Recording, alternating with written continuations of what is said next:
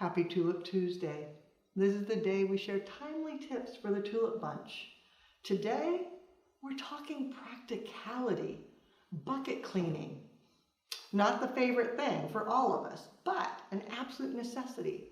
First, buy yourself a toilet bowl brush. I know. Don't use it in the toilet, but use it for wiping out your buckets. Okay? Rinse them.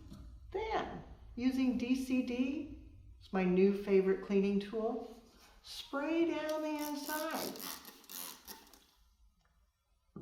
And then let it dry.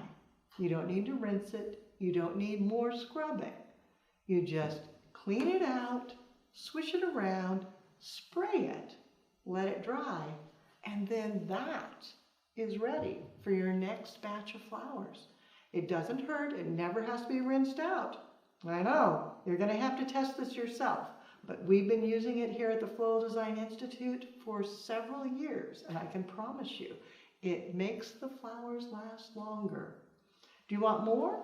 Join us for online flower school and learn how the pros do it.